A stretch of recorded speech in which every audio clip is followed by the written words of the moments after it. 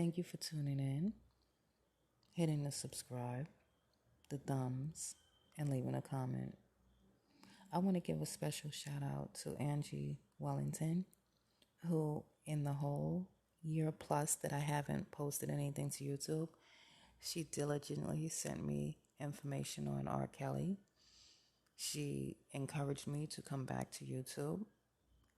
And no matter how many times I said to her, I'm working on a commentary, I'm going to have it posted, and then I would not post it. She still did not turn her back on me. She still supported me.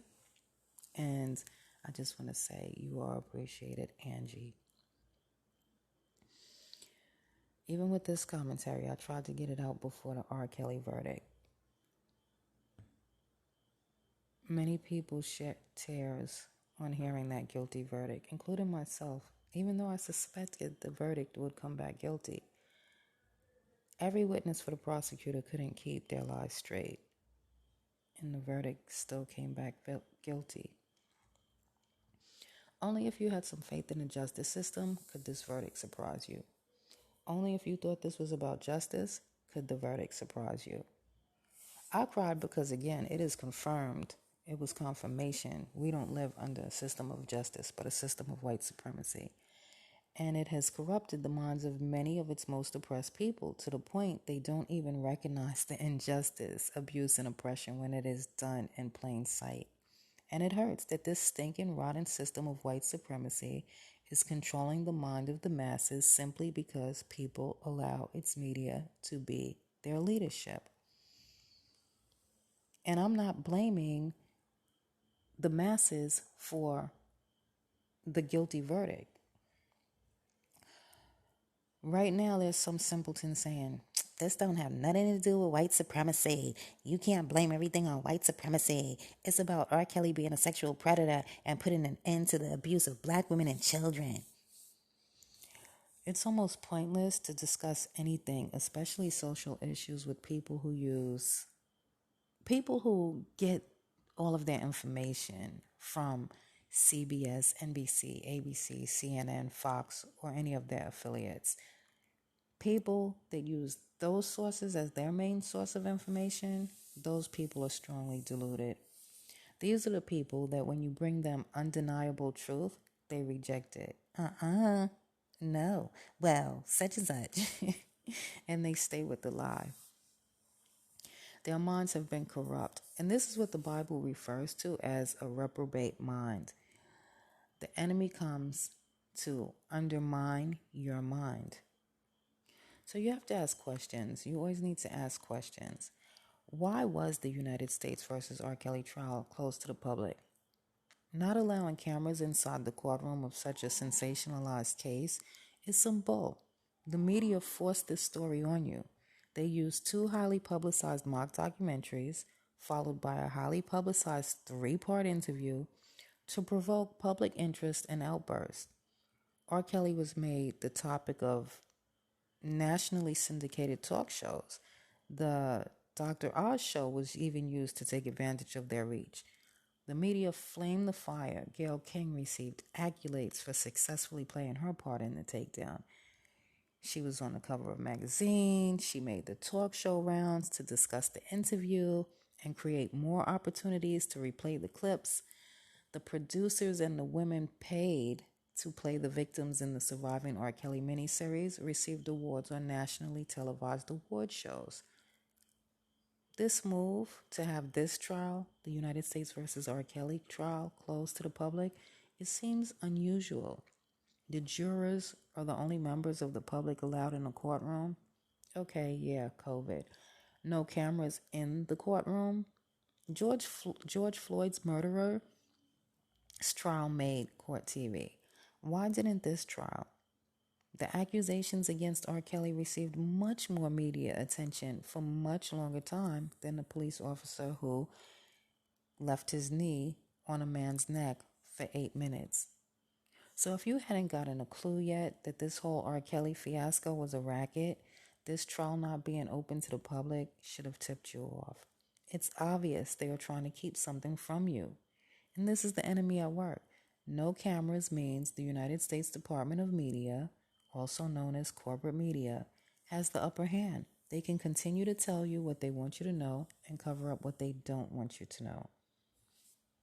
The government accused R. Kelly of running a criminal enterprise with the help of his employees to recruit underage girls for pornography and cross state lines to do it. They charged him with the Mann Act. The transcripts show that the government offers no evidence to prove their case. Shout out to the people reading and posting the transcripts. The reader may have used theatrics that portray the characters speaking and behaving totally opposite of how it happened in court. Their tone might have reflected their interpretation of what they thought was happening or what they were reading. But at the end, you still hear what was actually said in court. Looking at the transcripts, witnesses for the prosecution come off like disgruntled employees and hanger-ons that are griping because their meal ticket has come to an end. They don't sound like people who endured or witnessed any abuse from R. Kelly. Their testimonies seem to be aiding the defense. Even one of the brothers, the brother of Azriel Clary, another woman that flip-flopped between R. Kelly treated her so good to being abused by R. Kelly. He even noticed that the witnesses weren't helping the case and posted to social media. This is his words. I'm convinced some of the fans are feds, they being knowing all the facts beforehand. Each witness for the prosecution had their lies easily exposed, scrambled to keep their story straight, and admitted to lying. Corporate media didn't report any of that. In fact, they gave little, if any, attention to how the allegations were holding up in court. They did give a lot of attention to the allegations and presented them as fact, like stating Geronda Pace was only 16 when Mr. Kelly began having sex with her. Says who? There's no allegedly. We're just supposed to take the word of Pace, the confirmed liar and schemer. It's interesting how seldom the word allegedly is used when stating the allegations against R. Kelly. Anytime this same media cited the accusations against the most notorious predator of the 21st century, Harvey Weinstein, it was presented or followed with allegedly. Corporate media coverage of this trial was pretty much a repeat of what they've been telling you since they brought the story out. R. Kelly is always featured as the disgraced R&B superstar, R&B being code word for black. They reference his 2008 trial to reinforce that this is not the first time he has been accused of degenerate sexual behavior. And this is where they keep repeating that he was acquitted for child pornography in 2008. People wouldn't take the stand. He was acquitted because the victim declined to testify, or they'll say the girl on the tape was unidentifiable, although 14 witnesses said it was her. And this information is misleading and it's inaccurate because the case fell apart because the unidentifiable girl and her parents testified in front of a grand jury that it wasn't her. Try to find any articles with that information from the actual 2008 trial, and you're going to see that it is buried deeply under the last 4 years' worth of articles about the current trial. And it's just, they just mention the past trial. So finding, you're going to have to dig for the actual articles from the 2008 trial. So the media is telling you what they want you to know, that R. Kelly is guilty, despicable, and dismissed. They are getting the message across by still magnifying the accusations and providing misleading and inaccurate information so that they can vilify and discredit him. The New York Times ran an article, "Why R. Kelly's Trial is Captivating Audiences Online." And so then what they're really doing is they promote the two channels that align with their narrative of that nasty old dirty guilty R. Kelly. So those are the channels that they highlight. And it's another example of how biased the media is. Malicious conspiracy, a YouTube channel, is captivating audiences online. Truth Media, another YouTube channel, is captivating audiences online. They both have more subscribers than one of the channels spotlighted by the Times, and they are doing a magnificent job of bringing relevant facts, sans a bunch of opinion and interruption. It's true journalism. But the New York Times won't bring public attention to malicious conspiracy and Truth Media because these channels do a great job disproving their narrative. This article also is targeting Black people. It's targeted to a Black audience. And so look at where they're directing the Black audience to go, to gossipy channels. They're not targeting you to excellence. Corporate media encourages Black people to prioritize entertainment. And here, this is where the Black people are. You need to be here. Just keep gossiping and being in the know about the latest celebrity gossip. And we'll keep building and controlling everything. And that is how the propaganda arm of white supremacy works. They pick and choose what words and images will be used to stare what you focus on. Then they present it to you over and over and over again, even if it isn't true. All for the sole purpose of provoking public interest and frenzy. And this is exactly how they were able to get the public to fear coronavirus. People rationalized their fears because of what was said, not because it was true. They ignored evidence before them and just went with what they kept hearing on the media. And this is the art of mind shaping. This is what they're here for. And we have to stop being so gullible. Never believe a media apparatus that has a vested interest in lying to you. So again, you have to ask questions. Why did the media go so hard to destroy R. Kelly's image, overstating the allegations, never giving him the benefit of the doubt, presenting the allegations as fact? Why do they keep bringing your attention to decade-old accusations that can't be proven? Because they were covering up the fact that what we were witnessing all along was fraud, extortion, a shakedown, a setup, a misrepresentation, and a farce. The government knew that there was no case against R. Kelly all along. It was never about Me Too and Time's Up. It was never about pedophilia or abuse of Black women being ignored. It was always about the system aiding big business. This is white supremacy 86ing his assets. R. Kelly sat in jail for 2 years, although he was never found guilty, nor was a fight risk. Why? Even during the height of COVID, he was denied release, although they claim COVID had hit the Black community harder. But Michael Avenatti, convicted felon who broke an oath of office to uphold the law and used his position as a lawyer and his position with the media to extort, rob, and steal from people. He was released because of COVID fears, while R. Kelly sat in jail innocent. Because by law, you are innocent until proven guilty, unless you're a Black man that they decide to take down. Shout out Michael Jackson, Bill Cosby, O.J. Simpson, R. Kelly, Louis Farrakhan, and Marion Barry. They have him in jail to stop his bankroll, to obtain his bread, lawyer fees, all that. They were maybe even hoping that he would die. No money, he can't fight the label for his music, for his publishing. He can't sell tickets to performances. He can't make appearances, and he'll have no money to fight Sony. The parents of Clary and Savage that were trying to extort money, they just happen to be pieces on a chessboard without even knowing it.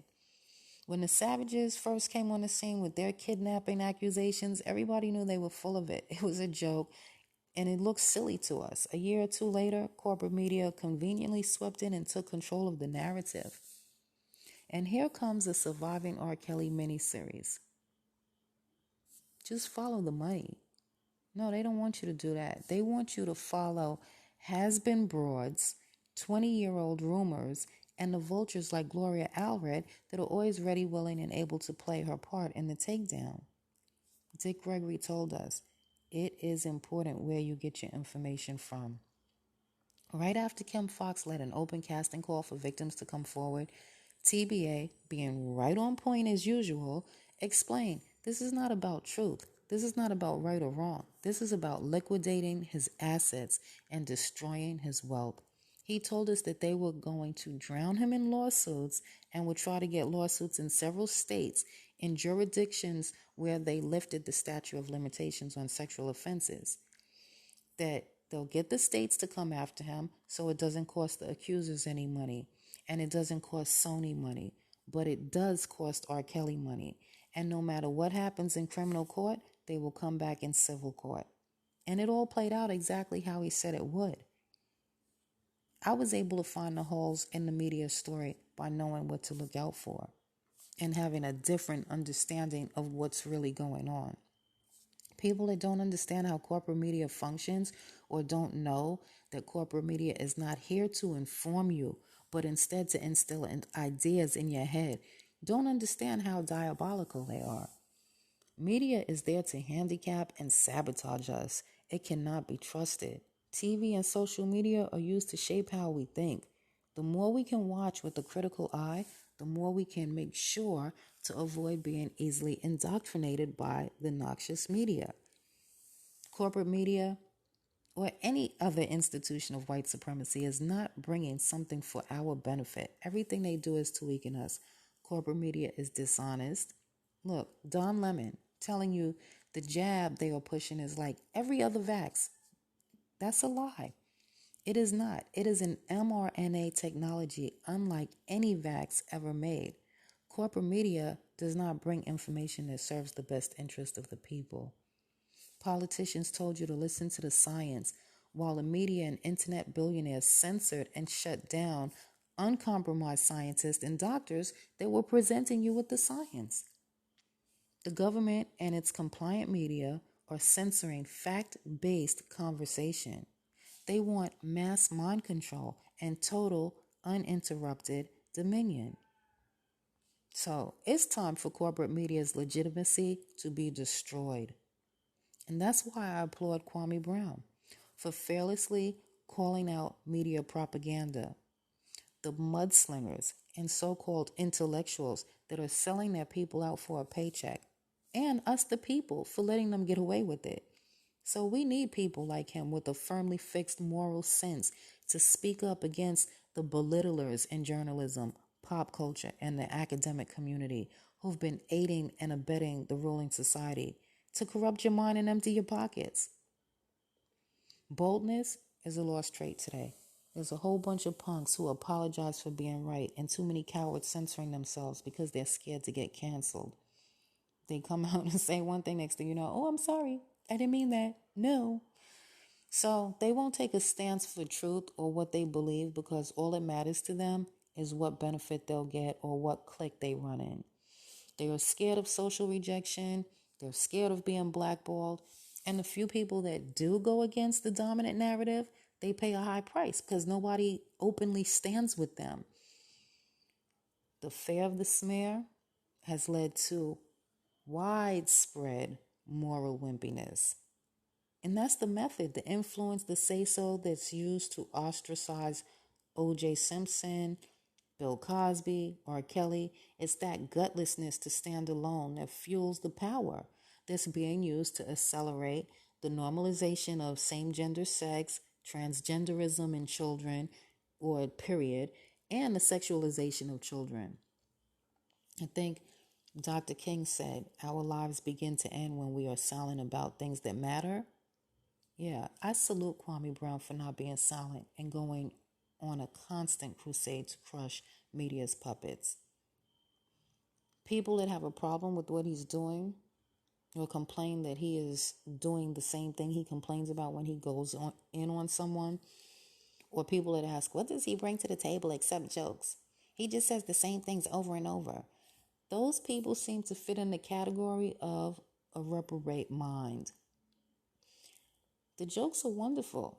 He's dishing it out in a manner that many can swallow. It's just so funny how people who are constantly making jokes or cracking on people that are negative, that sway you in the direction that corporate media sways you in, you don't have anything to say about them because The same people that, yeah, he's talking about, this is what they do. Yeah. So, the jokes, they're pretty good. Like I said, it's dishing it out in a manner that many people can swallow. And some things must be talked about over and over. Sometimes you have to be redundant to make it stick. White media, they'll tell you the same story every day for years. And you listen to it and you say nothing. And you come back to them and hear it again. But then you want to be mad at Kwame for staying on topic for a week. As far as what he brings to the table, I'd say a whole lot more than your local news station does. Pretending and fakeness is accepted and encouraged in society. And because of that, it's so easy to lose sight of what's true to your heart. You got people thinking things hold more importance than they do. You got little girls out here wanting to get breast and butt implants because they think that this is what they need to succeed in life. Not just little girls, like grown women. Kwame Brown promotes asking questions, focusing on what matters to you, cooperation, wealth building, being connected to something, enjoying your life, confronting the world forces that are trying to bring us down. And he promotes being useful, and I'm here for it. I love the people when he was calling out people, and I love that he was calling out people that I wanted called out for whatever reason. Oh, yes, I was having a ball when he called out and shut down the self-aggrandizing radio host, doc, and big YouTuber. But what I'm not here for is Kwame Brown telling ladies not to vote for someone unless they put coding and trades in school. That goes against the agenda. I'm not with that. Although I agree that putting coding and trades in the curriculum would benefit the kids more than the things that they have in the curriculum. It's just that that's not our concern. Again, I have to reference Dick Gregory when he said black people are the only race of people that he sees that gives up their freedom for education. And it's true. We're always hollering about education. Give money to the black colleges, the HBCUs. A government program isn't giving you anything. Their purpose for the schools are to indoctrinate you, not educate you. The schools function to teach you to accept certain values and beliefs without analysis. Schools are used as a weapon against black children, especially black boys. It's a common practice to put them in special ed or on drugs so that they can derail their education. Black boys are suspended 2 times more than their counterparts. Black kids are being mistreated in school by teachers, and it's usually because they enter into school with disempowering narratives. Things like they're less smart, they're less deserving, they're less safe. So it's up to us to educate our children. Even if your kid is up in one of these government institutions or in one of these private schools that operate under state laws, it's still up to you to educate your children. Giving your kids to white supremacy, the most brutal system of oppression, and expecting them to educate your kids, to benefit your kids, is insanity. Sure, they'll put coding and trades in schools, but it will be the most remedial level of coding and trades that are out there. And they're going to give you skills that are being driven out, like how pattern making is being driven out. I like the fact that Kwame Brown is bringing attention to the fact that kids are being undereducated and forcing parents to look at that and do something about it. There's an obvious disconnect when parents are buying kids $1,000 phones, but then send them to schools that can't afford to give them books. I just don't agree that voting to change the education system is what we need to be doing. As far as voting, I'm with Dr. Claude Anderson. Black people need to vote as an organized bloc and vote with a black agenda. So when Kwame Brown says, okay, ladies, don't vote unless they put coding and trades in school, here's where this will be used against him.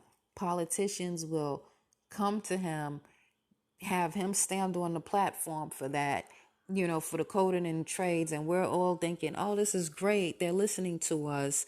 Meanwhile, we get nothing at the end of the day. Okay, so no, we're going to vote with the black agenda. Education is not on the agenda.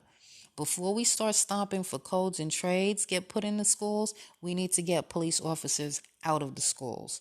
Reparations and punishment for cops that kill black people is on the agenda. Tax dollars pay for police protection. Again, questions. Protection against who or what? Black people pay taxes and they're denied protection from the police, whether they call for help or whether they're just going about their business. We have witnessed cops getting paid suspensions and officers setting up GoFundMe accounts for other officers like Daniel Pantaleo that are awaiting trial for murdering black people. So when people are saying defund the police, it doesn't mean abolish the police like Fox News would have you believe. And if you listen to the true black media, you wouldn't be confused about it. Dick Gregory told us it is important where you get your information. And we're at war. And some of y'all are still waiting for it to be announced on CNN. Even with all the clear evidence that there's been a war against black people, most black people don't see it or realize that this is a dangerous time for black people. We are staring our eradication in our face. Police getting paid to carry out ethnic cleansing. Black people are being uprooted from America's cities through the process of gentrification. They're trying to scale back the wealth from black celebrities. We've seen them do it with Bill Cosby. We're seeing it happen to R. Kelly. They tried to do it to Michael Jackson. Black men are still getting killed and locked up and presumed guilty just on the word of a white woman. And black folks thought voting Trump out of office was a power move? This is what happens when you go to the people waging war on you for information. It's time to destroy corporate media's legitimacy. Take it in and win.